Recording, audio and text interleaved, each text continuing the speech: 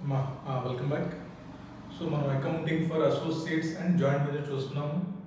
So మనం part number 1లో entries చూసాము. ఇప్పుడు పార్ట్ నెంబర్ 2లో మనం క్యాలిక్యులేషన్ పార్ట్ చూద్దాం.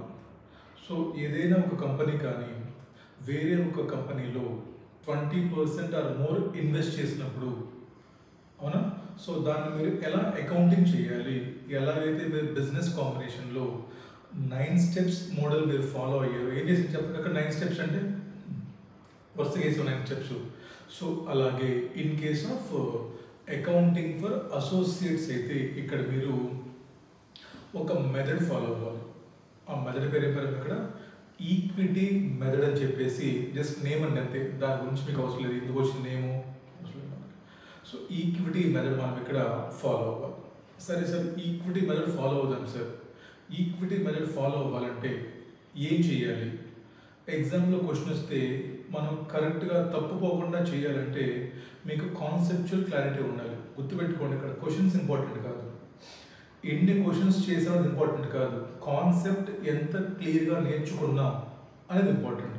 సో చూద్దాం. సో ఈ కాన్సెప్ట్ నేర్చుకోవడానికి మనం సింపుల్గా ఒక ఎగ్జాంపుల్ రాసుకుందాం. మీరు కూడా ఎగ్జాంపుల్ రాసుకోండి. And example a limited invested, మీరు రాయాలి 25% in B Limited on 1/4/2024 for rupees 1,25,000. Okay, మీరు B Limited లో 25% పర్చేస్ చేశారు. ఎంతకి? 1,25,000. ఓ పని చేద్దాం, మనకు క్లియర్గా అర్థం కావడానికి. ఇదేమో ఏ లిమిటెడ్, ఇక్కడేమో we'll write B limited. Balance sheet of B limited on 1/4/2024, date of acquisition రోజు. Book value of assets 3 lakhs. Next fair value of assets 4 lakhs. ఇది తర్వాత చూద్దాం ఏంటనేది. ఫస్ట్ ఏం చెప్పాడు మీకు బాబు, ఏ లిమిటెడ్ అనే కంపెనీ ఉంది. ఈ ఏ లిమిటెడ్ బి లిమిటెడ్లో 25% పర్చేస్ చేశారు ఫర్ 1,25,000. మీకేం చెప్పాడు వాడు? బి లిమిటెడ్ యొక్క బ్యాలెన్స్ షీట్లో, అంతేనా, బ్యాలెన్స్ షీట్లో సార్, బ్యాలెన్స్ షీట్లో మనకి ఆ డేట్ ఆఫ్ ఎక్విజిషన్ రోజు మీకు వాడు ఇన్ఫర్మేషన్ ఇచ్చాడు. మీరు పర్చేస్ చేసిన రోజు ఆ కంపెనీ బ్యాలెన్స్ షీట్లో అసెట్స్ ఉన్నాయి, నెట్ అసెట్స్ ఇచ్చేస్తాను మీకు.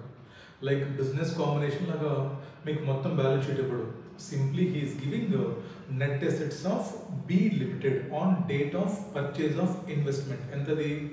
3 lakhs ఏమో బుక్ వాల్యూ అంట, ఫెయిర్ వాల్యూ ఏమో 4 lakhs అంట.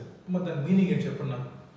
ఈరోజు మీరు బి లిమిటెడ్లో 25% మీరు వాటా కొన్నారంటే, అంటే ఫర్ ఎగ్జాంపుల్ అమ్మా, ఇక్కడ మీకు ఈక్విటీ షేర్ క్యాపిటల్ దగ్గర అంతేనా, ఈ ఈక్విటీ షేర్ క్యాపిటల్లో మీరు 25% పర్చేస్ చేశారు ఫర్ 1,25,000.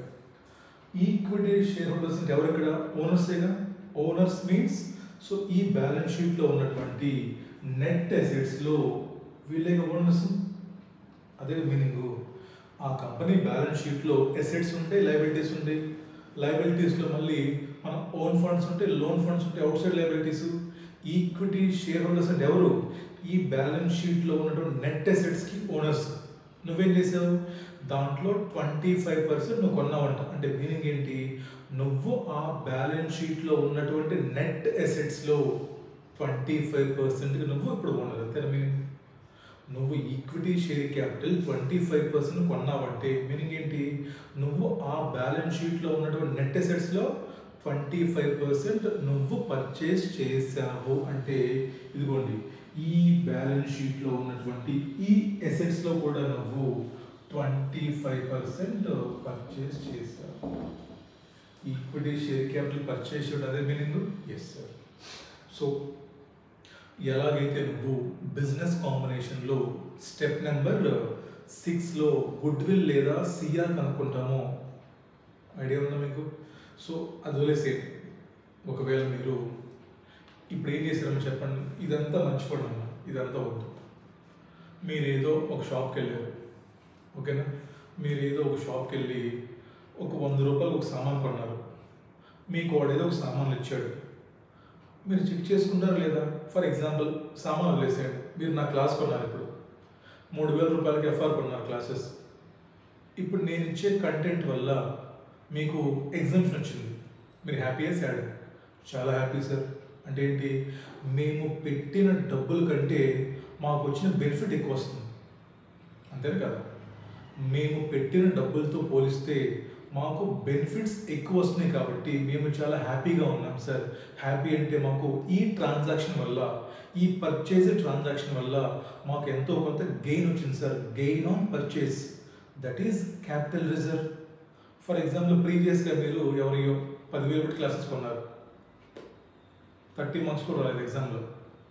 ఎవరు నార్త్ ఇండియన్ ఫ్యాకల్టీస్వి you buy at 10,000 rupees purchase price, benefit nil. హ్యాపీయా సాడా?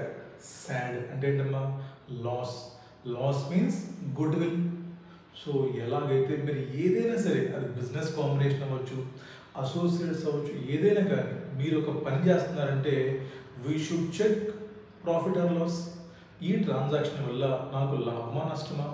లాభం అంటే క్యాపిటల్ రిజర్వ్, నష్టం అంటే గుడ్ విల్. అలాగే ఇండేస్ 28లో ఈక్విటీ మెథడ్ మీకు ఏం చెప్తుందంటే, మీరు ఎప్పుడైతే అసోసియేట్లో ఇన్వెస్ట్మెంట్స్ చేశారో స్టెప్ నెంబర్ 1 ఏంటంటే, మీరు date of investment, date of purchase రోజు మీరు కూడా చెక్ చేసుకోవాలి. ఈ ఇన్వెస్ట్మెంట్స్ చేయడం వల్ల మీకు లాభమా నష్టమా అని మీరు చెక్ చేసుకోవాలి. ఎలా చెక్ చేసుకుంటారు? Simply compare what I paid, what I get. What I paid, I paid 1,25,000 outflow. What I get 25% rights on net assets of that company. Compare చేసుకో. నువ్వు పెట్టిన పెట్టుబడి కంటే నీకు నెట్ అసెట్స్ ఎక్కువ వచ్చాయి, హ్యాపీ, క్యాపిటల్ రిజర్వ్. నువ్వు పెట్టిన పెట్టుబడి కంటే నీకు నెట్ అసెట్స్ తక్కువ వచ్చాయి, లాస్, గుడ్ విల్. దానికి మళ్ళీ ఫార్మాట్స్ ఉండవు.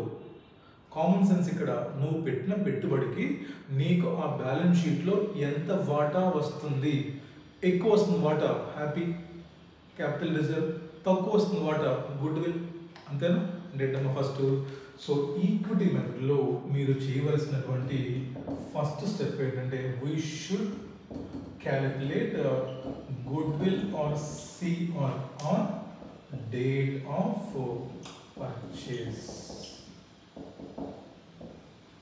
బిజినెస్ కాంబినేషన్ ఏమంటాం మనం? డేట్ ఆఫ్ ఎక్విజిషన్ అంటాం. ఇది ఎక్విజిషన్ కాదు, we're not acquiring, we're purchasing. చెప్పండి మనం ఎలా కంపేర్ చేస్తాం? So simply compare what I paid versus what I receive. ఏం పే చేశాను sir? I paid 1,25,000 rupees sir. What I receive? I receive 25% rights in net assets of B Limited. అంతేనా? అంతే. ఇక్కడ మీకు తెలిసిన పాయింట్ ఏంటమ్మా, మీరు గుడ్ విల్ సిఆర్ కనుక్కునేటప్పుడు always we should compare fair values, not book values. Book value 3 లక్షలు ఉంటే ఆ రోజు మార్కెట్ వాల్యూ ఎంత? 4 lakhs అంట. మరి ఈ కంపారిజన్కి మీరు బుక్ వాల్యూస్ వాడతారా, ఫెయిర్ వాల్యూస్ వాడతారా? మీకు ఆల్రెడీ చెప్పాను నేను బిజినెస్ కాంబినేషన్లో. CA final is always talk about fair values. Okay right. అంటే ఈ ఫెయిర్ వాల్యూ ఆఫ్ అసెట్స్లో మీకు మొత్తం వచ్చిందా? మీకు మొత్తం మీద ఎంత వచ్చింది మీకు? సార్ నాకు అక్కడ నేను 4 lakhs ఫెయిర్ వాల్యూ ఉంటే దాంట్లో నాకు 25% వాటా వచ్చింది సార్. అంటే నాకు 1 lakh వర్త్ వాటా వచ్చింది సార్. చెప్పండి అమ్మా. మీరు పెట్టిన పెట్టుబడి ఏమో 1,25,000, మీకు వచ్చిన రైట్స్ ఏమో 1 lakh. తక్కువ వచ్చాయి, ఎక్కువ వచ్చాయి? తక్కువ సార్. నా జేబులో నుంచి 1,25,000 బయటకు వెళ్ళిపోయింది.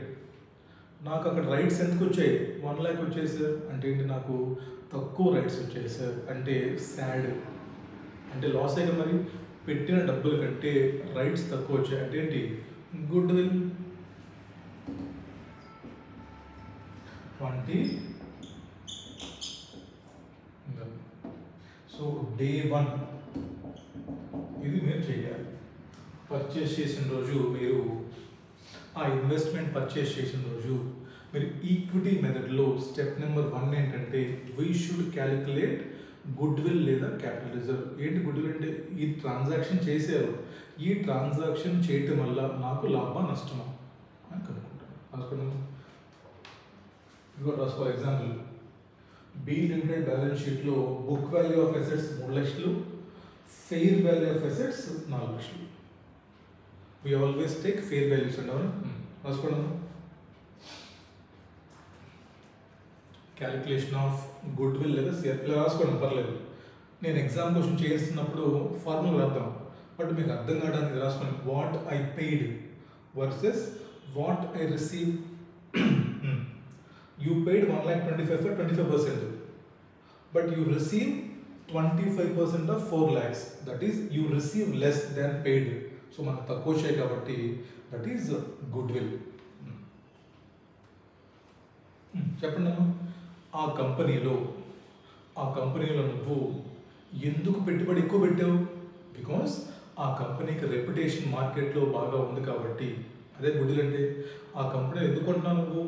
ఆ కంపెనీ రెప్యుటేషన్ మార్కెట్లో బాగుంది కాబట్టి, లాంగ్ రన్లో మనకి ప్రాఫిట్స్ బాగా వస్తాయి కాబట్టి డే 1 నేను ఎక్కువ ప్రైస్ పెట్టి కొనేసాను.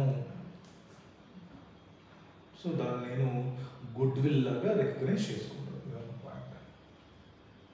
Next most important point, business కాంబినేషన్లో ఇలా వచ్చిన గుడ్ విల్ని ఏం చేసేవాళ్ళు మీరు? సార్ ఇలా వచ్చిన గుడ్ విల్ని మేము కన్సాలిడేటెడ్ బ్యాలెన్స్ షీట్లో, అవునా, కన్సాలిడేటెడ్ బ్యాలెన్స్ షీట్లో తీసుకెళ్ళి అసెట్స్ వైపు చూపించేవాళ్ళం సార్. బట్ ఇక్కడ నువ్వు సిబిఎస్ ప్రిపేర్ చేసేది లేదు, because that is not your subsea, that is your associate. ఇక్కడ మనం కన్సాలిడేటెడ్ బ్యాలెన్స్ షీట్ ప్రిపేర్ చేయం కాబట్టి ఇలా క్యాలిక్యులేట్ చేసిన గుడ్ విల్ని you should not shown in balance sheet. మరి ఎందుకు అనుకున్నామంటే డే 1 అసెస్ చేసుకోవాలి కదా, నేను ఎంత పెట్టుబడి పెట్టాను, నాకు ఎంత వస్తుంది, యూ షుడ్ అసెస్. సో ఇలా కనుక్కున్న గుడ్ విల్ని ఏమా it can not be shown in balance sheet. మరి దీన్ని ఎక్కడ చూపించాలంటే క్లోజింగ్ ఇన్వెస్ట్మెంట్స్ కనుక్కుంటున్నప్పుడు మనం స్టెప్ కనుక్కుంటాం. క్లోజింగ్ ఇన్వెస్ట్మెంట్స్ కనుక్కుంటున్నప్పుడు కాస్ట్ ఆఫ్ ఇన్వెస్ట్మెంట్ అని చెప్పేసి ఇదే రాస్తాం మనం, ఇదే cost of investment. So closing balance షీట్లో క్లోజింగ్ ఇన్వెస్ట్మెంట్స్ కనుక్కున్నప్పుడు కాస్ట్ ఆఫ్ ఇన్వెస్ట్మెంట్ అని చెప్పేసి 1,25,000 రాసినప్పుడు దాని కింద ఒక నోట్ మెన్షన్ చేయాలి. దిస్ 1,25,000 చెప్పడమ్మా, ఈ 1,25,000 మీరు దేనికోసం ఖర్చు పెట్టారు? సార్ 1 lakh ఏమో నెట్ అసెట్స్ కోసం ఖర్చు పెట్టాను, 25,000 ఏమో గుడ్ విల్ కోసం ఖర్చు పెట్టాను సార్. అంతేగా నేను ఈ 1,25,000లో 1 lakh ఏమో అసెట్స్ వచ్చినాయి, మరి మిగతా 25 I got good will. So అలా మీరు క్లోజింగ్ ఇన్వెస్ట్మెంట్స్ కనుక్కునేటప్పుడు అక్కడ మీరు 1,25,000 ఓపెనింగ్ రాస్తామా, ఆ కింద ఫుట్ నోట్లో it includes good will for 25,000 అని మీరు బ్రాకెట్లో క్లియర్గా మెన్షన్ చేయాలి. అలా మీరు మెన్షన్ చేయడం మర్చిపోతే మీకు 1 మార్క్ కట్ అయిపోతుంది. Because this is requirement of Ind AS 28. అర్థమైందా? రాయండి ఇక్కడ రాసుకోండి. దిస్ గుడ్ విల్ కింద రాసుకోండి. This good will should not be shown in balance sheet. This good will should not be shown in balance sheet. మరి balance షీట్లో చూపించుకుని ఎక్కడ చూపిస్తాం? And it should be shown as footnote. It should be shown as footnote while calculating closing investment. While calculating closing investment in step number 3. ఇది మన step number 1 ఇది. So step number 3లో మీరు closing investment కనుక్కునేటప్పుడు అక్కడ మీరు foot note ఇవ్వాలి. అలా చెప్పండి, ఎలా వస్తుంది క్లోజింగ్ ఇన్వెస్ట్మెంట్?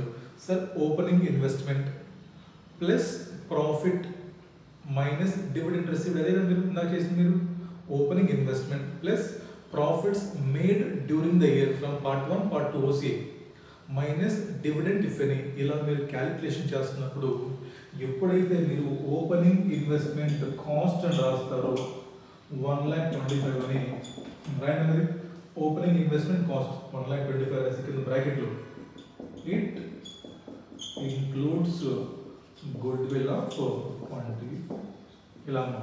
ఇలా మీరు దీన్ని చూపించాలి. This is the treatment of good will calculated. అది గుడ్ విల్ అయినా పర్లేదు, సిఆర్ అయినా పర్లేదు, ఇక్కడ మీరు చూపించాలి. రాసుకున్న పాయింట్ ఇంపార్టెంట్. అలా చూపించకపోతే మార్కులు పోతాయి. ఇవే మీరు తప్పులు చేశారు ఎగ్జామ్లో. ఇలా చిన్న చిన్న చేయరు, మార్కులు లేదంటారు ఎగ్జామ్ వెళ్ళి. ఇలా చిన్న చిన్న మిస్ అయిపోతారు.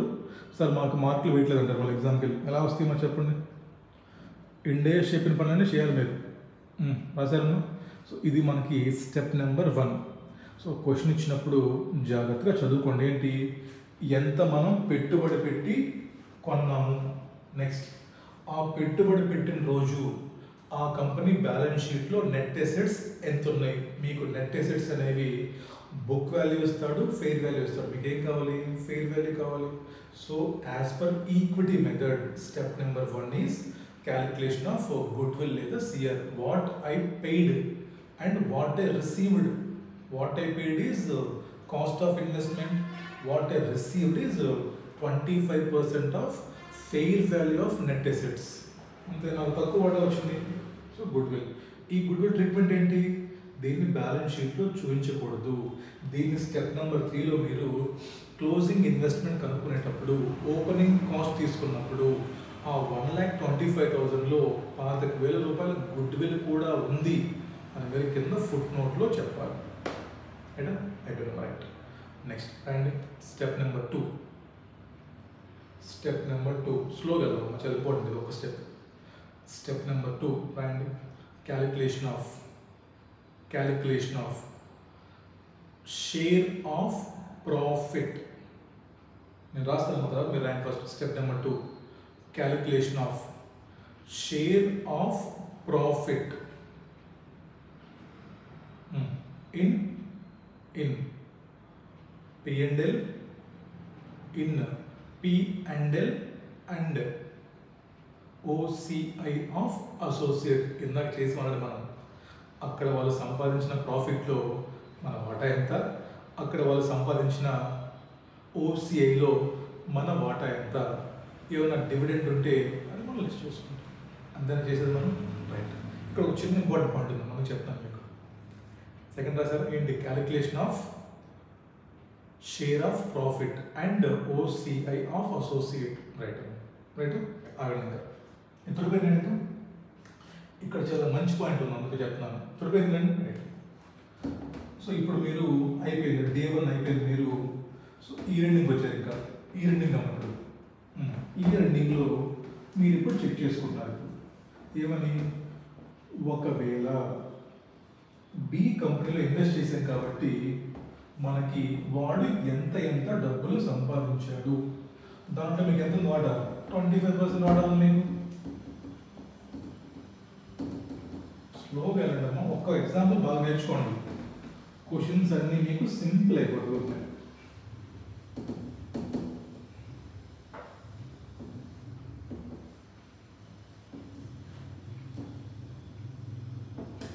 ఫర్ ఎగ్జాంపుల్ రాసుకోండి. ఇంకా during the year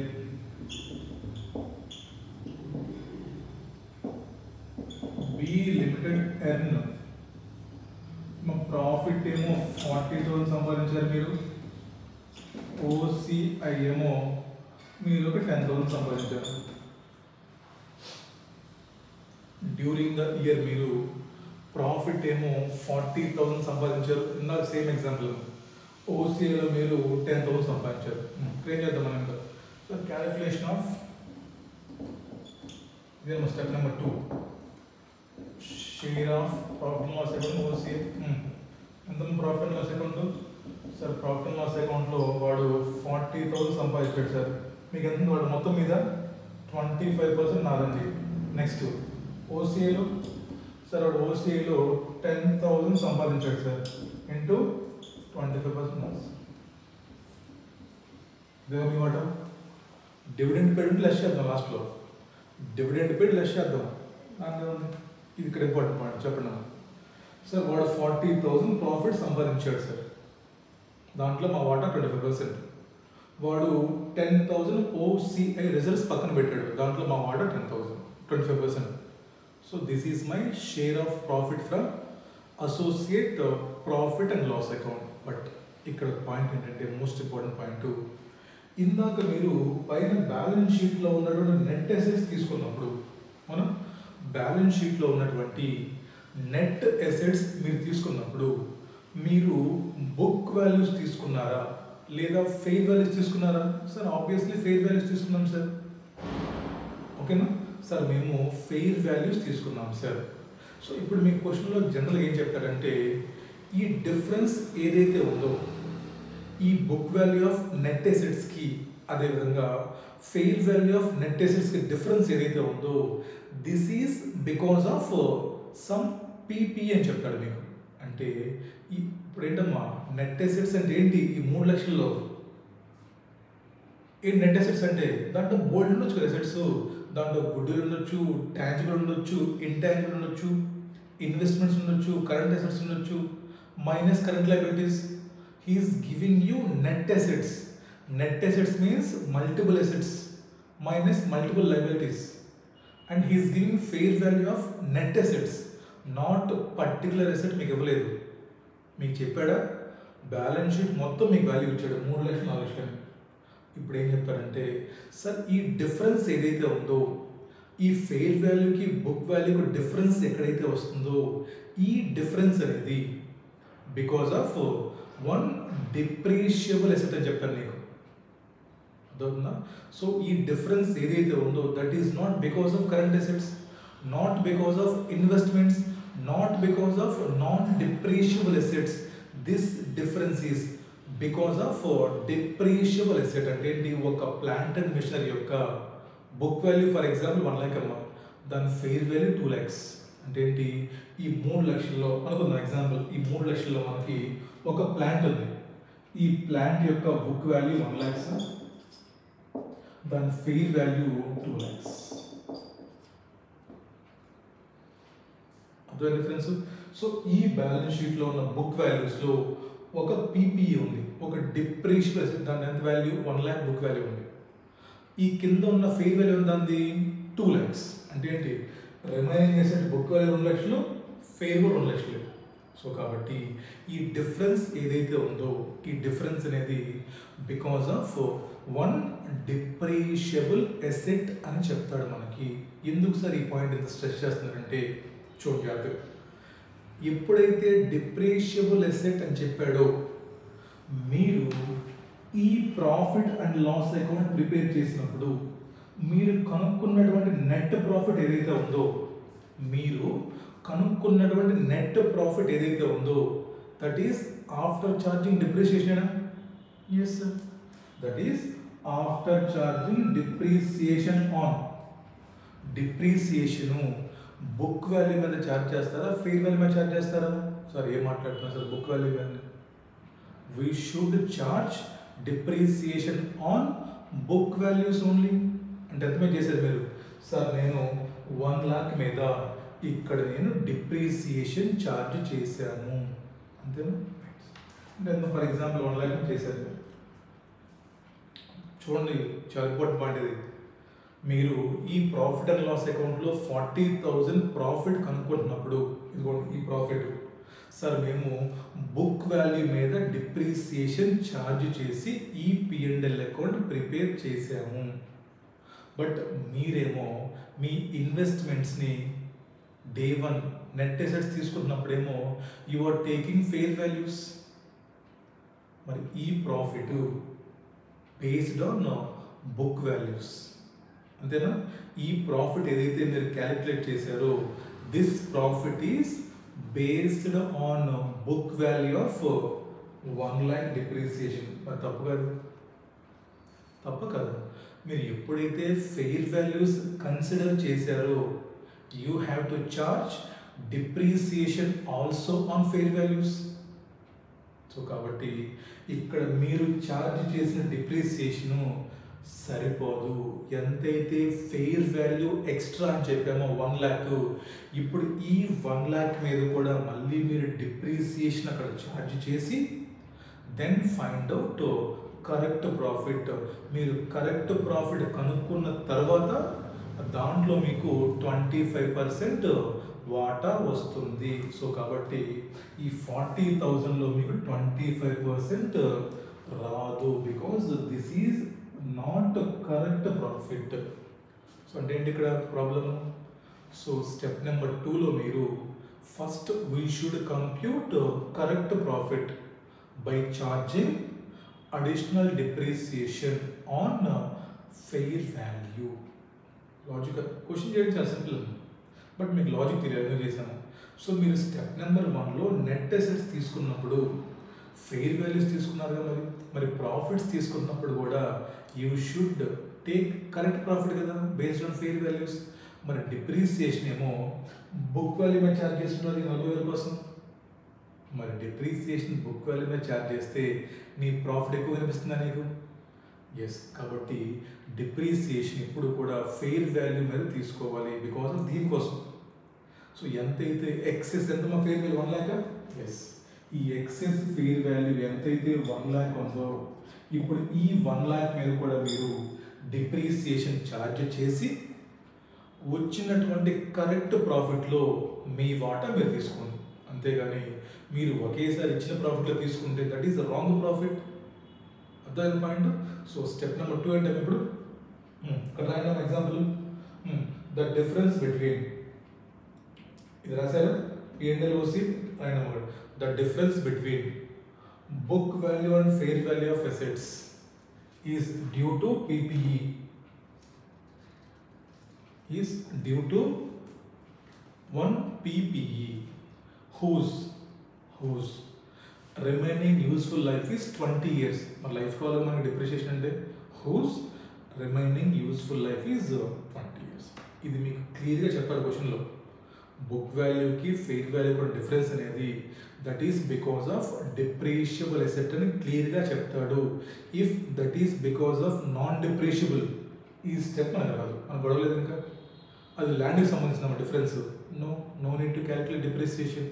but almost all క్వశ్చన్స్లో మనకి this excess amount attributed to depreciable asset కాబట్టి మరి డిప్రిషియేషన్ ఛార్జ్ ఎక్స్ట్రా మనం. స్టెప్ నెంబర్ 2 ఏంటి? ఫస్ట్ ఇదిగా తప్పు, ఇది రాసి కొట్టేసేయండి, మొత్తం రాసి కొట్టేసేయండి. నేను క్యాలిక్యులేషన్ ఆఫ్ rectified profit.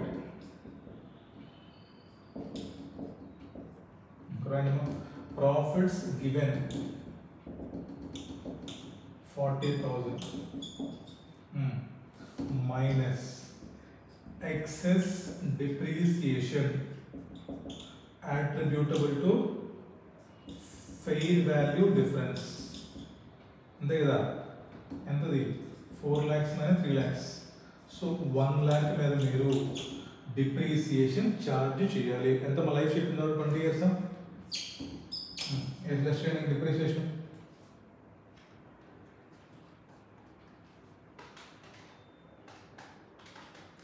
5,000. ఎంత కరెక్ట్ ప్రాఫిట్? 35,000. ఇప్పుడు ఈ 35లో మీ వాటా మీరు తీసుకెళ్ళిపోండి, ఇంకేగా ఈ స్టెప్ మనం చేయాలి కదా. ఎందుకంటే లాజిక్, ఎంతైతే ఎక్సెస్ ఫెయిర్ వాల్యూ ఉందో దానికి సంబంధించిన డిప్రిసియేషన్ ఇక్కడ డెబిట్ చేసి అప్పుడు మీరు కనుక్కోండి profit. And excess depreciation attributable to fair value difference, that is 3 lakhs, 4 lakhs minus 3 lakhs, 1 lakh. Calculation of share of profit and OCI. Common ఇప్పుడు ఇది రాయండి. Calculation of share of profit and OCI. ఇప్పుడు ఎంత correct profit? 35,000 sir. And so 35,000 into 25%, OC ఎంత 10,000 into 25 కనుక్కోవడం 2500 పైన చూడండి. So 35 into 25%, 8,750 sir. కలపడం ఎంత సార్? మాకు 11,250 సార్.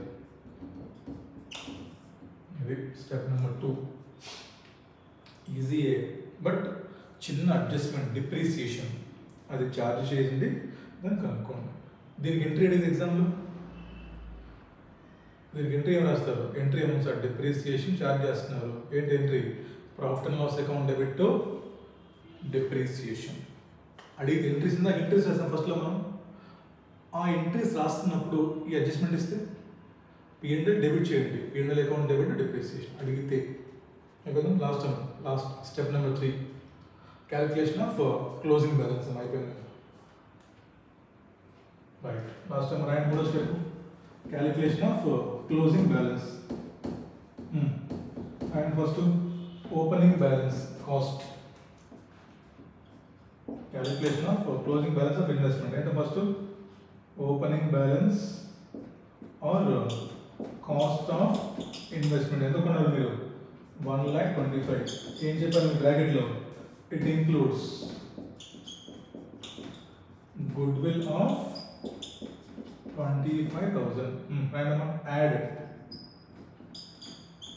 షేర్ ఆఫ్ ప్రాఫిట్ ఎంత మీకు వచ్చింది? 11,250. ఒకవేళ డివిడెండ్ డిక్లేర్ చేస్తే మైనస్ డివిడెండ్ షేర్ ఉంటే ఒకవేళ ఎంతమ్మా కనుక్కోండి. ఎంతది? 250. 1,36,250. 1,36,250.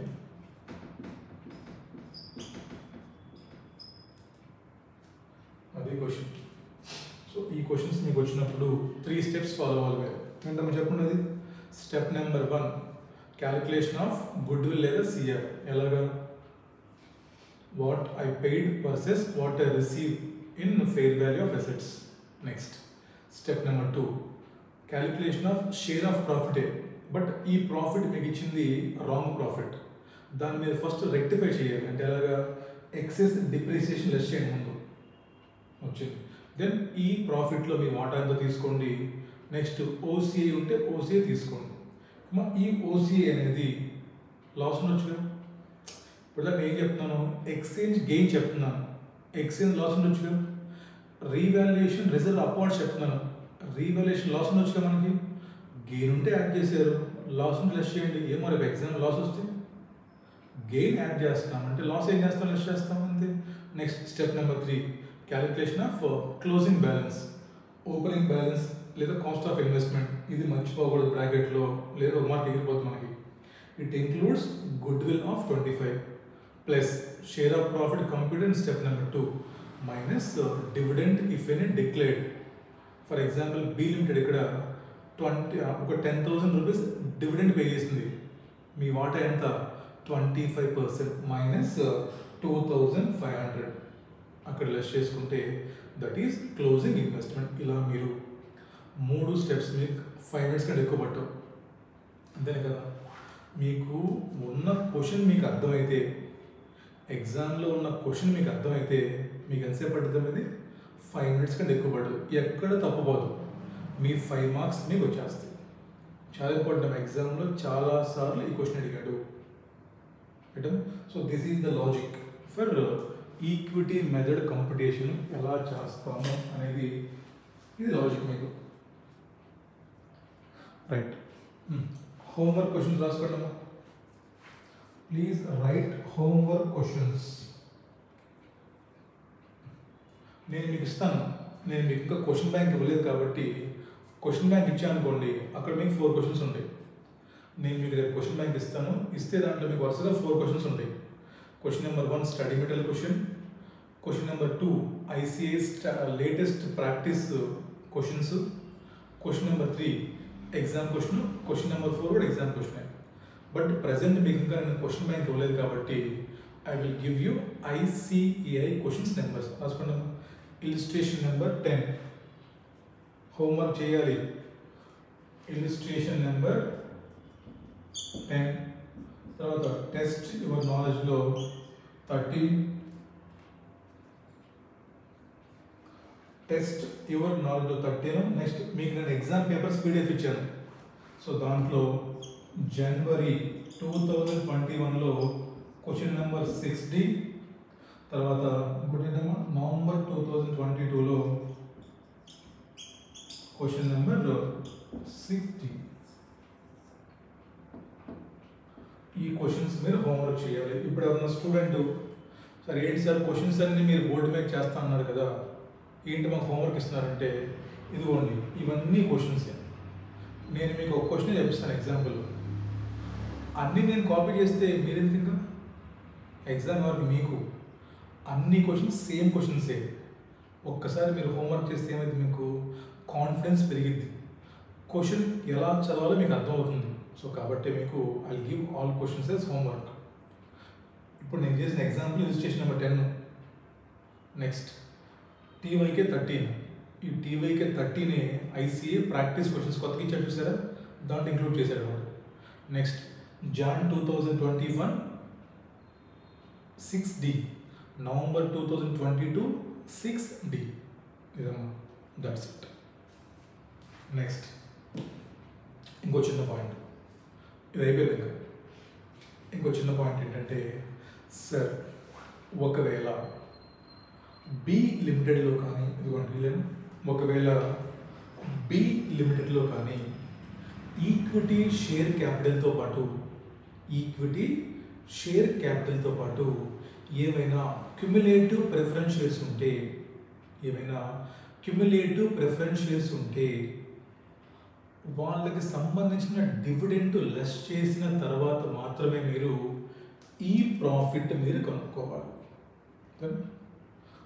ఒకవేళ మీకు కానీ ఇచ్చిన క్వశ్చన్ MCQ రావచ్చు, మన దగ్గర మెయిన్ క్వశ్చన్ రాదు, బట్ ఒకవేళ కానీ మీకు ఇచ్చిన క్వశ్చన్లో బి లిమిటెడ్లో కానీ వీళ్ళలో కానీ ఎవరన్నా క్యుములేటివ్ ప్రిఫరెన్స్ షేర్స్ ఉంటే మీరు ముందు వాళ్ళకి సంబంధించినటువంటి dividend whether declared or not, ఆ డివిడెంట్ అమౌంట్ లెస్ చేసి ఆ వచ్చినటువంటి ప్రాఫిట్లో మాత్రమే మీ వాటా ఎంతో తీసుకోవాలి. ఈ పాయింట్ మీరు CA ఇంటర్లో చాలాసార్లు చేసుంటారు.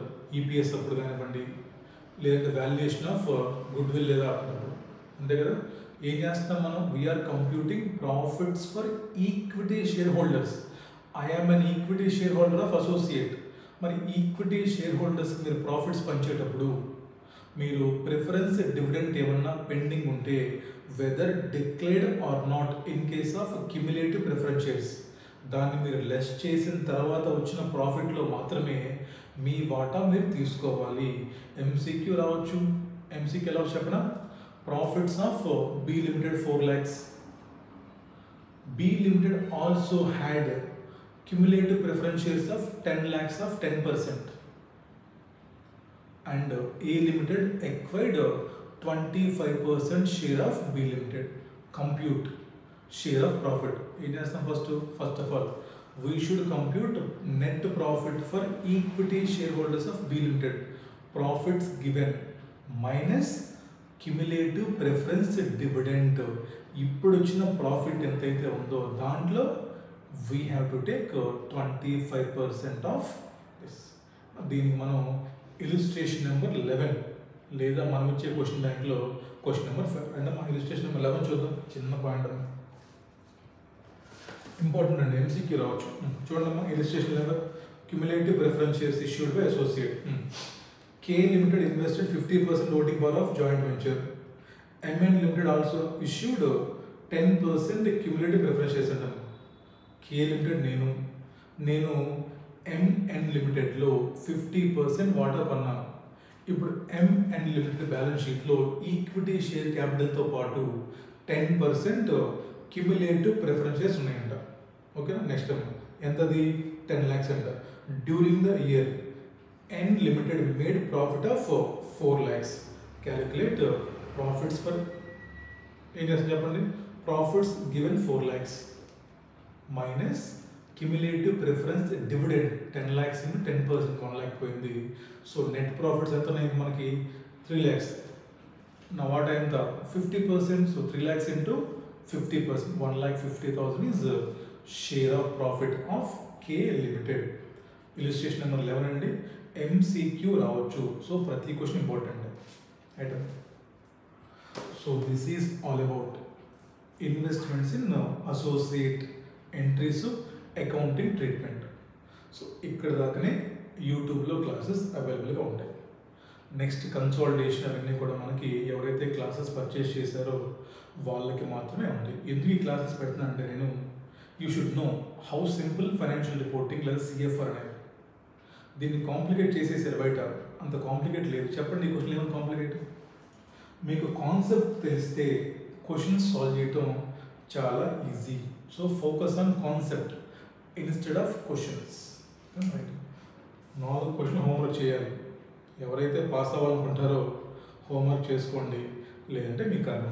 ఓకేనా? సో మనం నెక్స్ట్ క్లాసెస్లో మనం ఇంకా యూట్యూబ్లో క్లాసెస్ రావండి, ఇంకా యాప్లో ఉంటాయి. సో నెక్స్ట్ క్లాసెస్లో మనం ఏవైతే పెండింగ్ టాపిక్స్ ఉన్నాయో గ్రూప్ షేరు, తర్వాత URP ఎలిమినేషన్, రిమైనింగ్ ఏవైతే 6 టాపిక్స్ ఉన్నాయో అవి మనకి ఒక క్లాస్ లేదా 2 క్లాసులు పడతాయేమో, అక్కడితో మనకి అసోసియేట్ అయిపోతుంది. నెక్స్ట్ ఒక క్లాస్లో మనం జాయింట్ అరేంజ్మెంట్స్ చూద్దాం, ఒక క్లాస్ పడుతుంది. తర్వాత విల్ స్టార్ట్ విత్ కన్సాలిడేషన్. అసలు కన్సాలిడేషన్ అయితే CA ఫైనల్లో May 2023 అనుకుంటా. May 23, November 23, May 24, November 24. CMA ఫైనల్లో June 24 వచ్చింది, December 24 వచ్చింది క్వశ్చన్స్. బట్ ఎవరు చేయట్లేదు because of lack of clarity.